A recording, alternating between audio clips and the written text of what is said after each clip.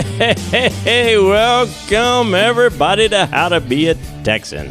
How you doing, guys? Good. How are you? I came in the right spot, right? Close enough. Generally, It was Andrew? generally close That enough. sounded pretty good. It's close enough. I'm practicing. All you got to do is wait for me to go like that. Oh, and shooting both hands at me. That's okay. I know your brain's not functioning quite well. I'm not. Firing all hands. Yeah, I'm at about, I'd say, 9% energy. Why don't you tell everybody why? I did a triathlon this morning, and I'm 50. It took everything I had. Show them the medal. Show them what it sounds like. You won the whole triathlon. Here you go. You got Internet. a medal. Here's the medal. I'm wearing it around my. You just held it up to them. I was expecting you to like tap it or something. Oh, okay. Yeah, That's it. Okay. It's a real deal. It's my participation medal. No. You won the whole thing. No, I didn't. I didn't even come close. But You hey, won your age/height group, right? no, Is it that granular? No, it was horrible. I did fine. I finished. It was good. The swim and the run were good. I'm sorry, the swim and the bike were fantastic. The run was awful. Well, I commend you for doing that. Thank you. I have not. I still love Iron Man, right? I still no, it's itty bitty. I still love your story about you could have ordered a Domino's pizza in the last one you and I did. In the swimming pool. Yeah. In the pool. Yeah. And I'm not a good swimmer either. That's how bad everybody else was. Oh, you're fine. You're fine. We saw some interesting things today. So people didn't have goggles. They were doing breaststroke, backstroke, all kinds of crazy stuff. Interesting. And I swam right through them. I just plowed right through. I'm sure they were like, man, what a jerk. So what kind of stroke do you use when you swim? Freestyle, baby. Freestyle? You don't do like doggy paddle? Oh, gosh, no. That's embarrassing Why to not? even say that. Why not? You got a problem with dogs or something? I could be. He is an athlete. Are you anti-dog or something? Oh, that's the parlay into the episode. They were talking about dogs today. Oh, my gosh. Oh, we are? Oh, my gosh. What a coincidence. Doggy paddle. Oh, my gosh. Yeah, no, that's fun.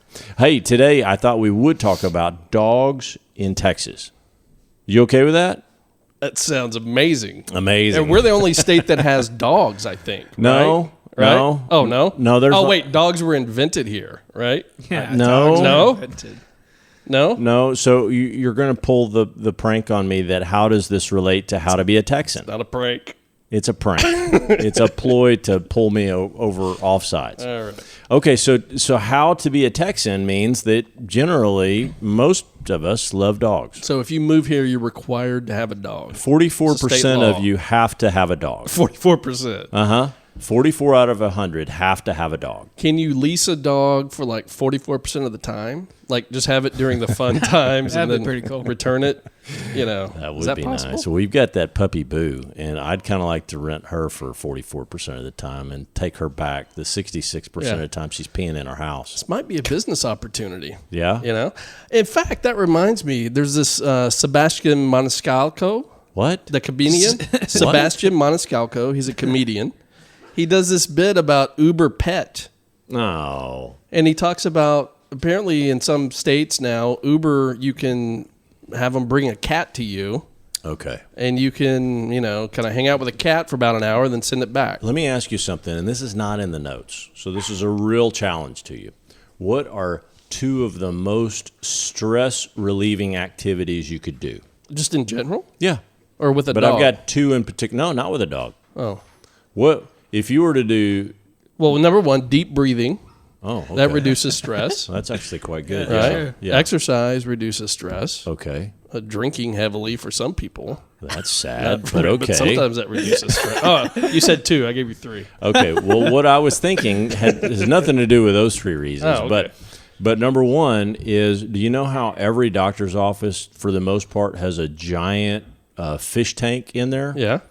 Watching fish swim in an aquarium is one of the most relaxing, stress-reducing activities. I believe that. The other that, just top of mind, is petting a cat as it purrs on your lap. That's why the Uber Pet thing was taken off. That's what sparked this dialogue. I went to this dentist in Flower Mound a couple times, and they have like a therapy dog in there. Oh, well, see, that doesn't have anything And to so, do like, with a I was cat. getting, I was getting work done, and then this dog like hopped up onto my legs. Oh, actually, that's cool. quite sweet. Yeah. There is pet therapy with dogs. Oh, yeah. You know, they actually brought a horse in now. So I've seen that video. Isn't that cool? Yeah.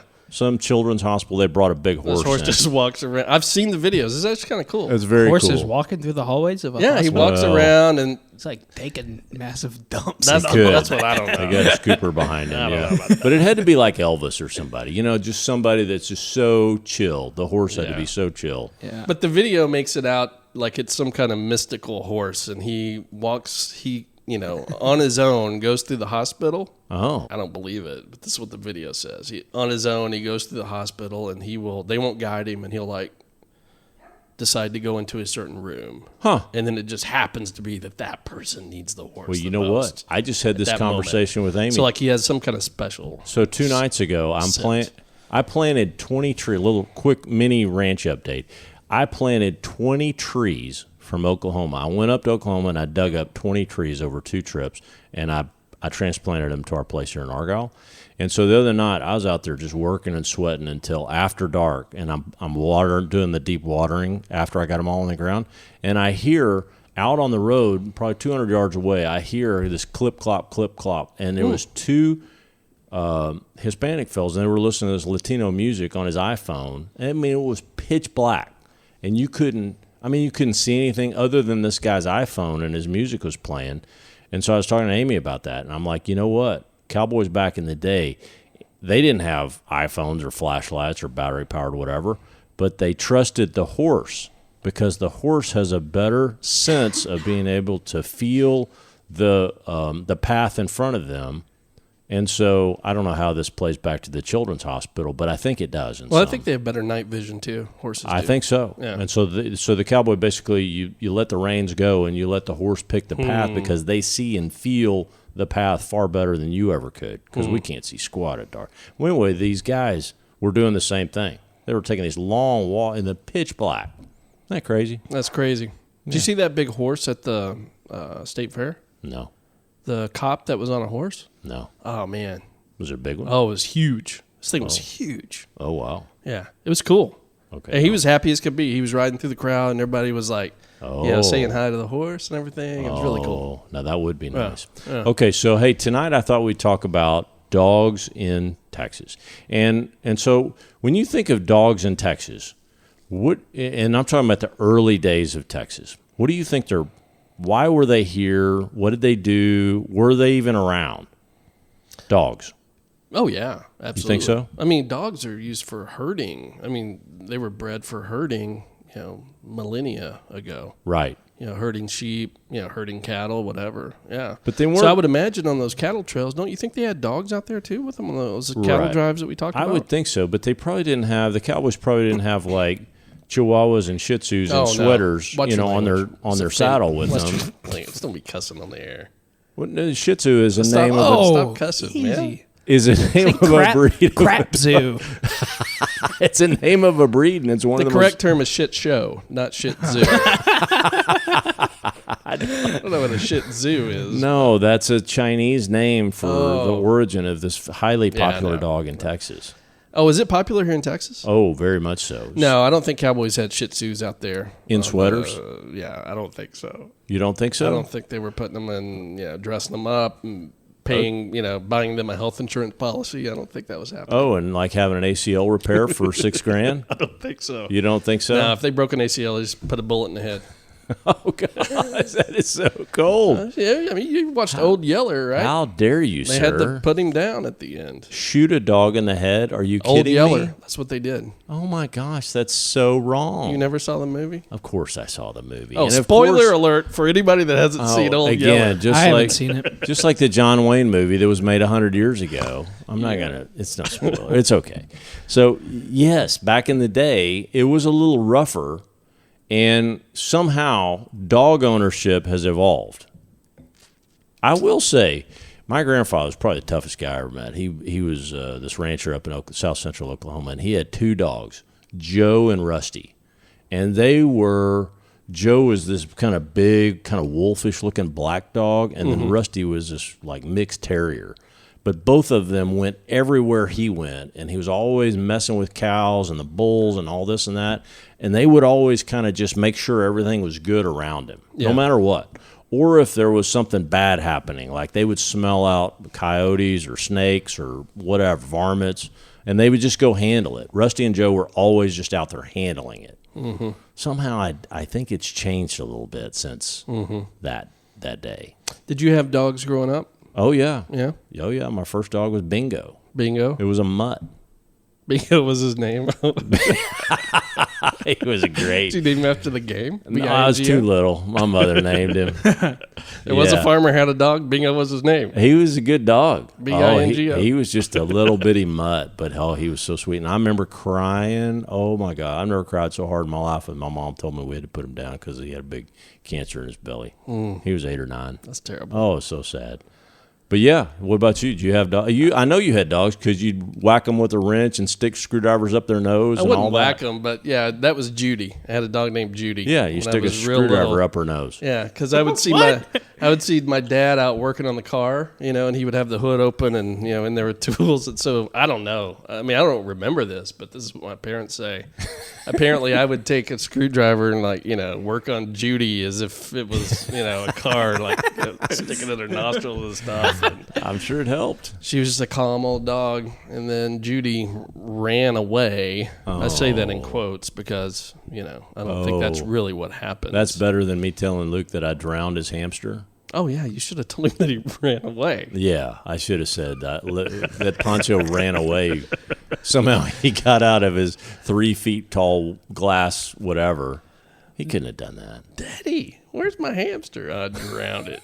I didn't say that. Why'd you do that? Your mom made me go talk to her. Go talk to her. So anyway, I think dogs have evolved in Texas, across the land. And to your point, there's dogs everywhere. So is it unique to be a Texan and have a dog? Probably not. So if you're from Illinois and you move to Texas, it's fine. You can bring your dog, whatever. We love them in Illinois. We'll love them in Texas. Yeah, I agree. So this is not terribly unique to how to be a Texan. That's your point, right? No, I'm not making that point. You totally are. I've asked that 10 minutes totally ago. are. So what do you think is the most populous dog state? If we look at where Texas ranks on dog ownership, where do you think Texas ranks? I think number 1 is probably California.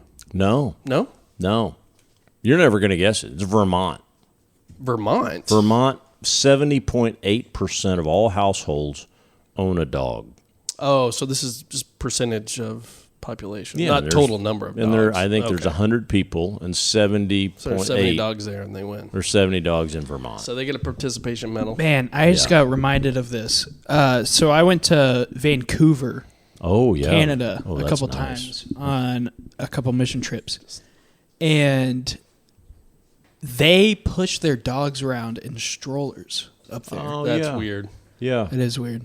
Yeah. That is weird. No, and they That's treat stupid. him- Aren't you well, supposed to walk the dog to give it exercise?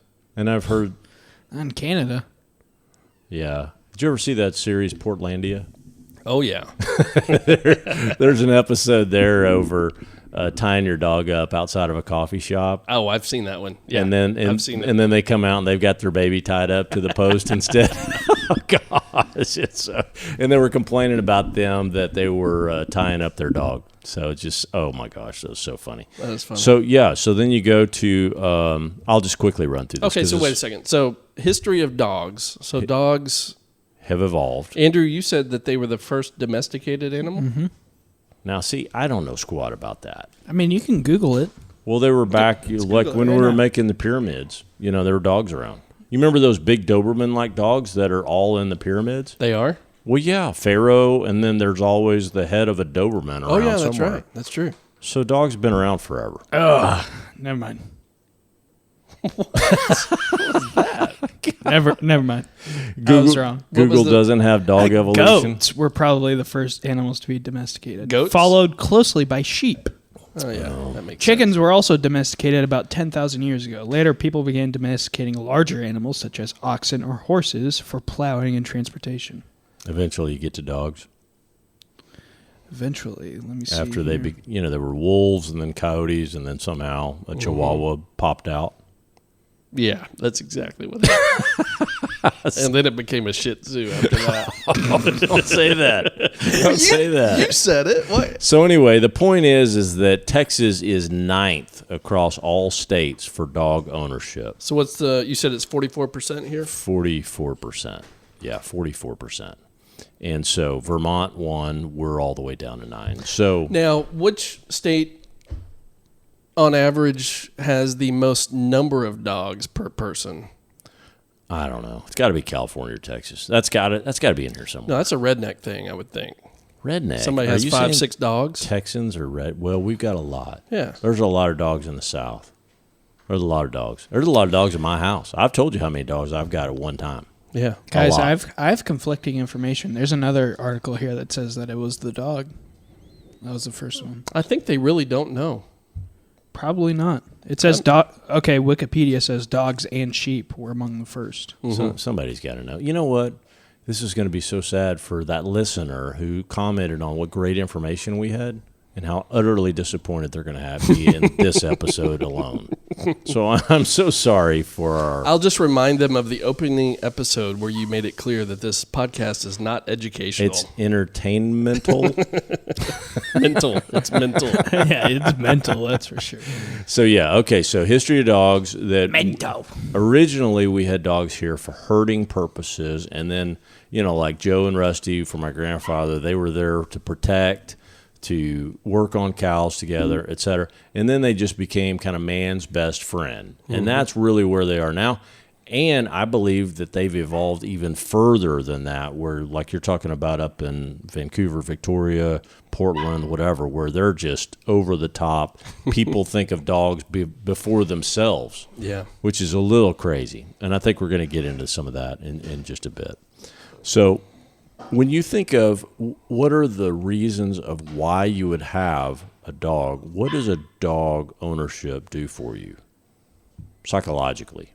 And we talked about it, stress relieving a little bit and some of the pet therapy and all that, but what would you think that dog ownership helps you become a better person?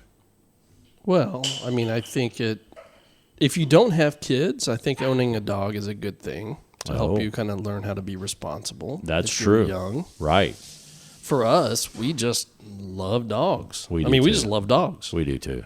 I can't even explain it, but right.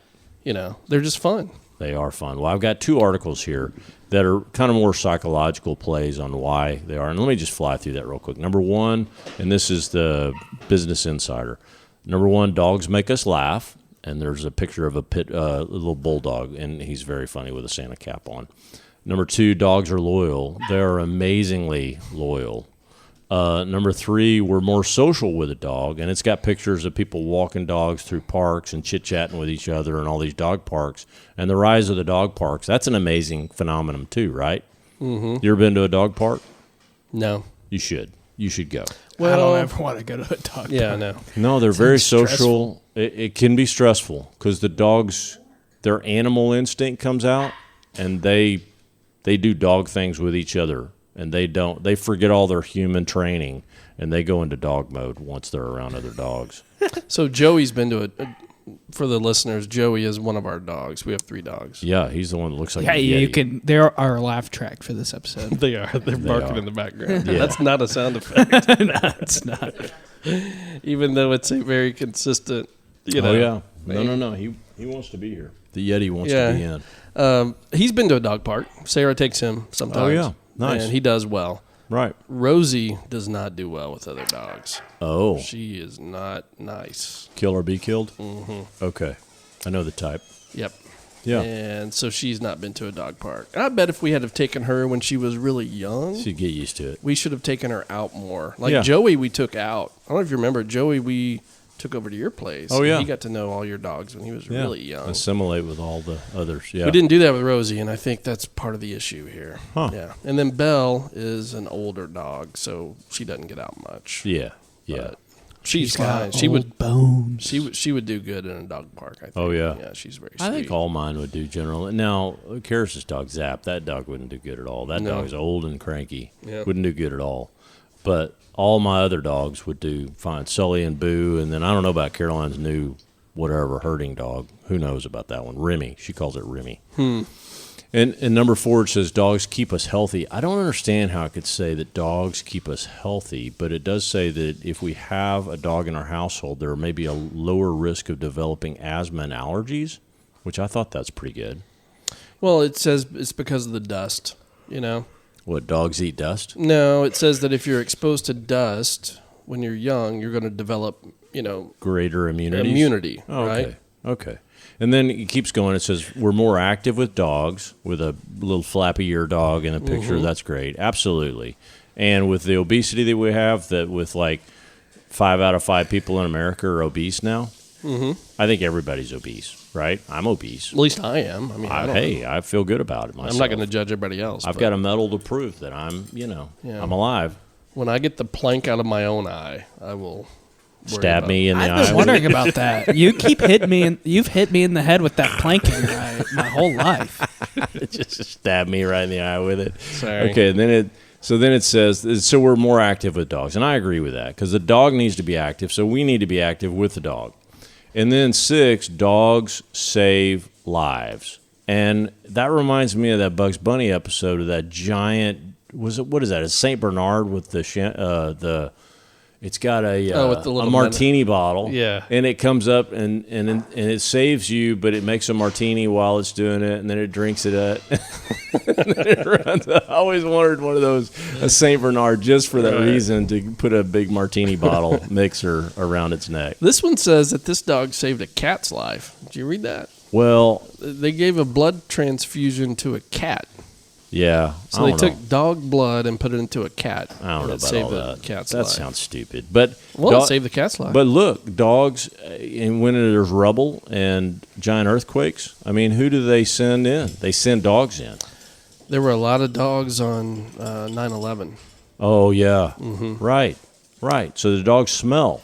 Yeah. You give them a piece of clothing and boom, they go in and they smell it. They smell all the drugs in the airport.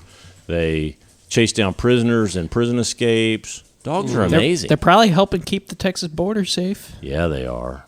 They definitely are. Go dogs. 300 dogs. Go Doges.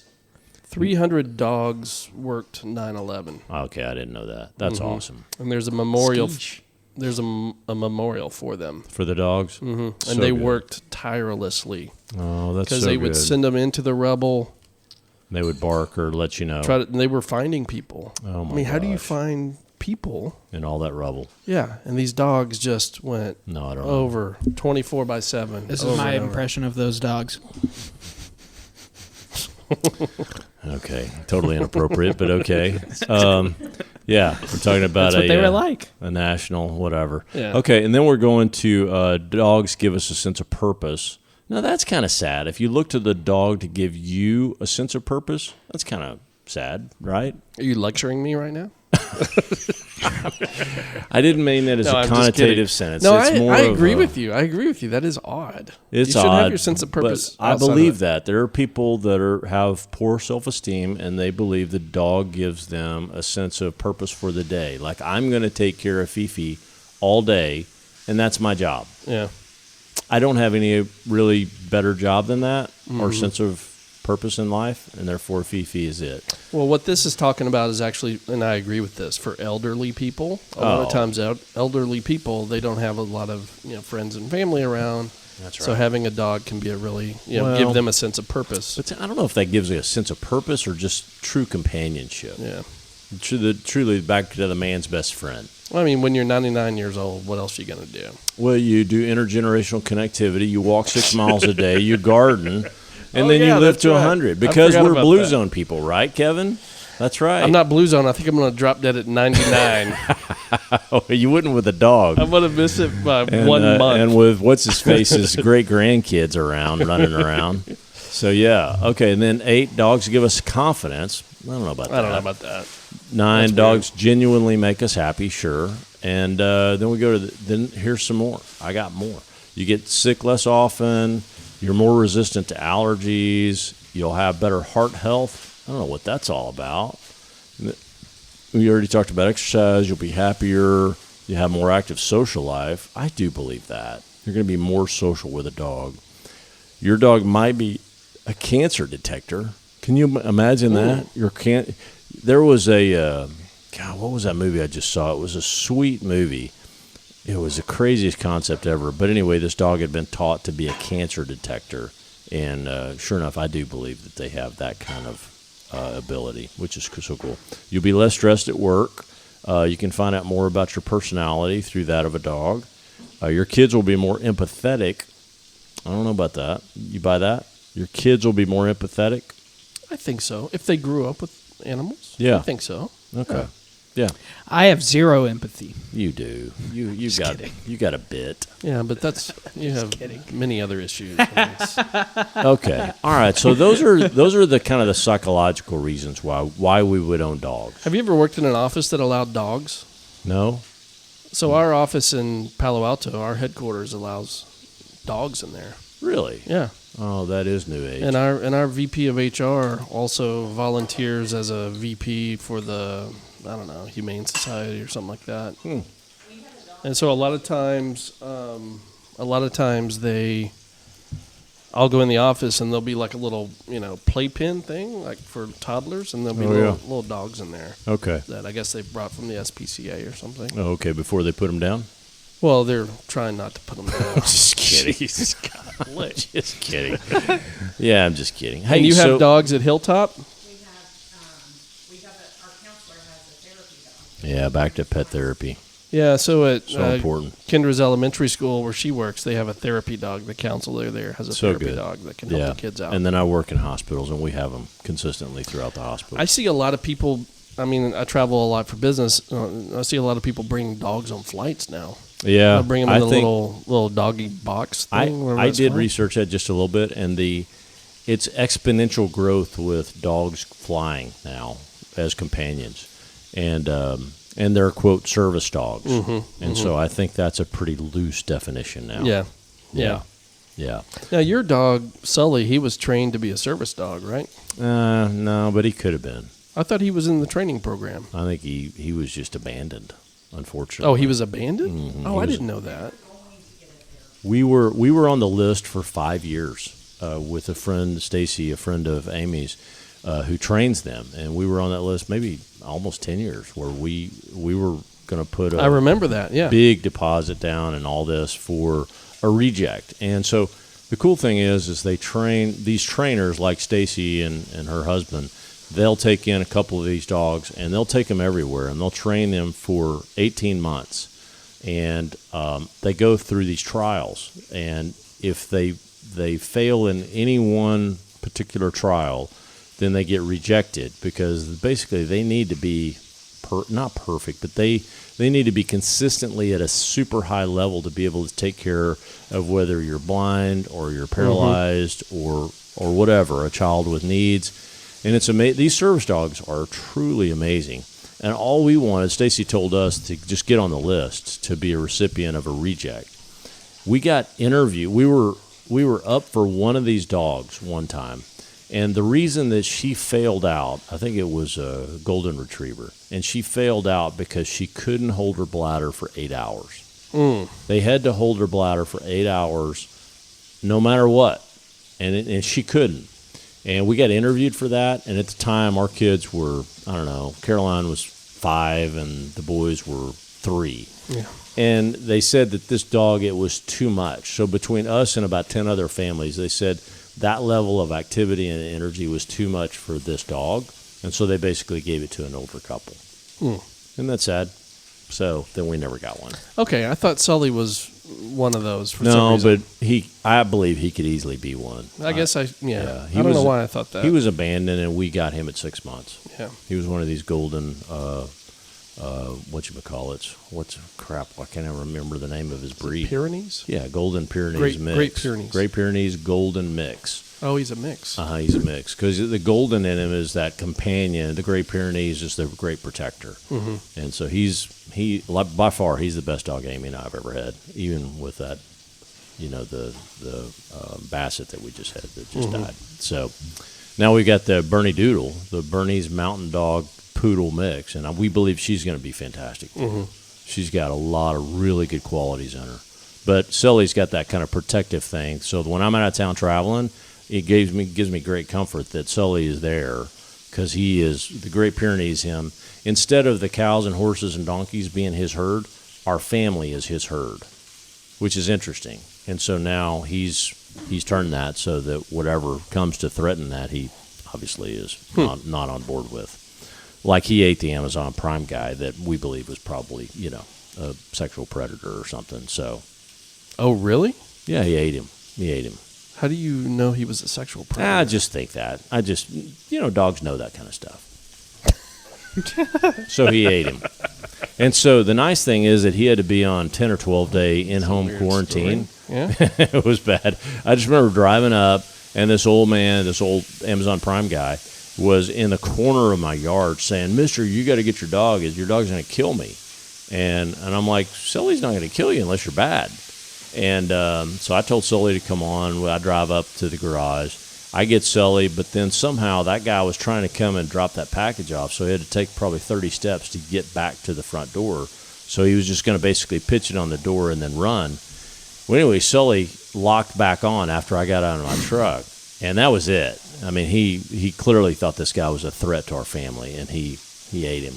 Well, I think, if you run away from a dog, it's going to chase you down, man. How stupid is that? Well, he ran to the door. He ran to our house. Yeah, so he's running around in your yard, and then he's running from Sully. Yeah, what an idiot. Of course, Sully's going to go after him. And he just bit him in the left leg. Yeah. And so here I come up, I grab Sully, throw him in the house, and I'm like, "Mister, can I get you a Band-Aid or, offer, cleaning, payment or whatever?" And he's like, "I just want to get out of here. You got a terrible dog." I'm like, I think that's that guy. It's not the dog. No, it's Sully, the guy. Sully smelled something on him. Yeah. So I truly believe that. Yeah. But worst thing Sully's ever done is just stick his nose in my crotch. He loves to do that. Yeah. Golly. That's his level. That's his thing, man. That's his signature. It's his signature. He does. Yeah. Or he'll goose you in the butt, too. He'll put his nose right up your butt. He will. So when we go through, what do you think? Maybe that's why he didn't pass the service training program. We never had him in. We never had him in. So speaking of Shih Tzus, what do you think the most popular breeds are in Texas? Shih Tzu, number 1. No, it's number 4. No, just kidding. Probably maybe Border Collie. No. Golden Retriever. Yes. Okay. Lab. Yeah. Okay. That's Golden number Lab. 2. A mixed breed is number 1. So a mutt. Oh, mutt's number 1? Yeah, the most populous dog, as opposed to maybe the most popular breed. These are the most populous. Oh, I see. So we have the most mutts. So we have 1 billion mixed breeds. And then number 2 is lab.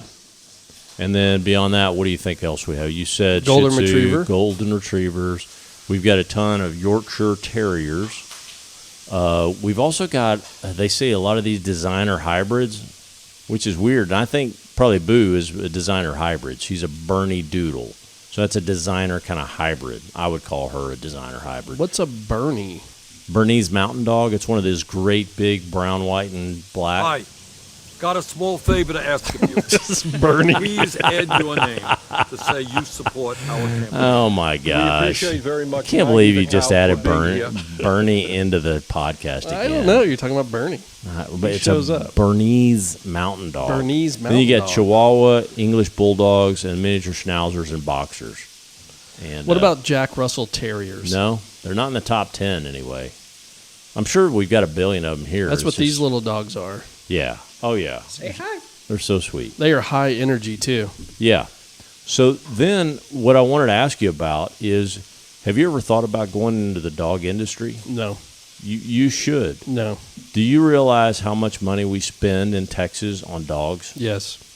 No, really. I spend a crap load of money on these dogs. What's your guess? How much money we spend on dogs in Texas? In Texas? Mm-hmm. I don't know, $5 billion? That's correct. Whoa. It's in here somewhere. I don't know where it is. I got all these articles open. I don't know where it is, but it's around $4 to $5 billion. Oh, really? Oh, wow. No kidding. We spend billions and billions and billions of dollars on dogs in Texas. And actually, that trend has continued to go up and up and up. And so the one thing that I do have is pet spending reaches yet another all-time high. And so as we go from 16 to 17, 17 to 18, 18 to 19, what we're talking about is the spending by category that goes across, and this is across America, so we can break a giant percentage of this out for Texas. Mm-hmm. But if you look at food, it's going to estimated for this year to be about $32 billion.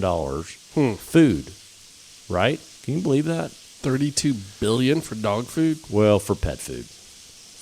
So mainly dog and cat. Yeah. I mean, those are the two. And then supplies and over-the-counter medication, that's about $16 billion. Vet care, $19 billion. Live animal purchases is only about $2 billion. So that's the smallest. The actual buying of the dog or cat that's tiny. And then other services, $6 billion. Total we're spending on pets is $75 billion. So out of Texas, that's probably, I don't know, $8 to $10 billion would be my guess, just on dogs. It's crazy. And so I say, if you're up and coming and you're thinking, and so this is what I'm telling my daughter. She's going through college and she's prepping to be a vet. And I'm like, and she's like, oh, I just want to take care of big animals, dogs, cows and horses and whatever. And I'm like, no, honey, you want to take care of chihuahuas because people pay big time money for ACL repairs and Fifi to get an allergy shot and it's just getting higher and higher and higher. So now dog food, going back to dog food, it's a big industry. M&M Mars, they make as much money off of dog food as they do on their candies. On M&Ms? You know that? No, I didn't know that. Yeah. Feeding the dogs chocolate? Won't that kill them? No, they own several brands. They own Iams, Pedigree, several. Didn't know that. And, a friend of mine who's in the consulting industry, when he was younger, was doing some consulting for M&M Mars. Oh, really? And he had to go tour one of the dog food factories. Oh, I didn't know. And he said they were in there, and they had toured the M&M factory, and they got to eat M&Ms. They're in this dog food factory, and it's just this disgusting stuff. They're just putting cow carcasses and crap into some machine, and then it goes through the process and spits out a little dog food pellet on the other end. And he said the guy that was giving them the tour, that was like the manager of the whole thing, this stuff's falling out into bags, and he reached in and grabbed one and took a bite. Oh, yeah. And then he said, you try it. Yeah. And my friend was like, no, nothing. Oh, God. But the sales rep that he was with, the sales guy, had to take a bite because he was trying to sell them a deal or something. So he actually took a bite of dog food to close the deal. Nice. Yeah, it's a big industry, man. Big money. Well, let me ask you about one of the cultural phenoms that's happening right now, and that's with the millennials. We've talked about the millennials a lot, and there's a couple of articles that I came across that talk about millennials, and we've talked about the elongation of youth with our younger generation, right? Mm-hmm. And sometimes that it's saying that millennials are spending an inordinate amount of money on their pets, more so than, say, our generation, right?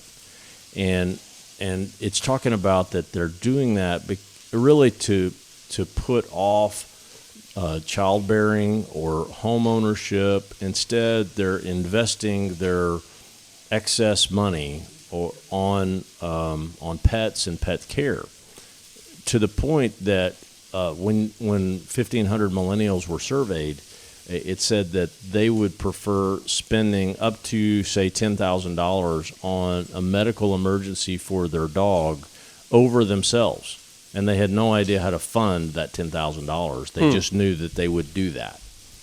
And that they would far rather have a dog versus having, and just, they know that's a controllable thing, and they again can control it, but not have the responsibility of babies or marriages or home ownership, and they put that off. It's big business. The luxury dog clothing market.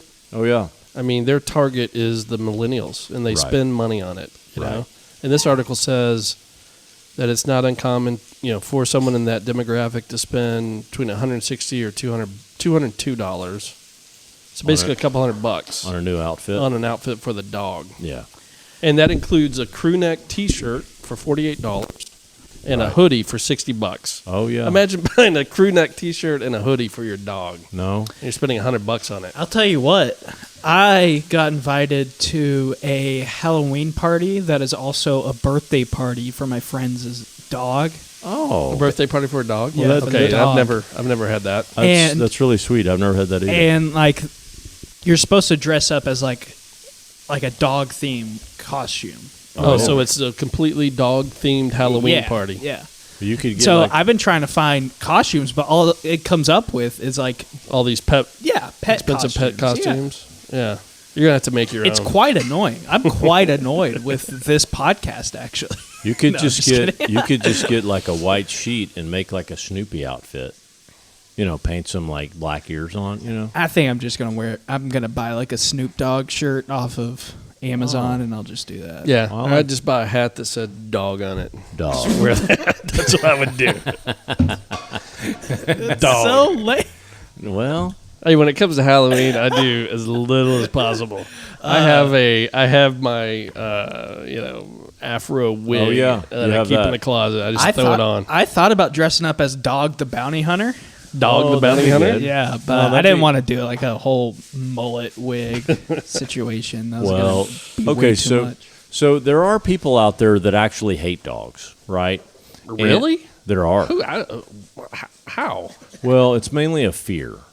And so if we've got 44% of Texans that own dogs, I guess that Amazon guy that you ran into maybe he's one of those guys. Yeah, but I've come across other people in my life that really and it could be a little dog like yours or whatever. It doesn't matter. They have real fear. And so the one thing that came up is it seems like that in Texas in particular, there are a lot of loose dogs. Do you guys let your dogs run loose?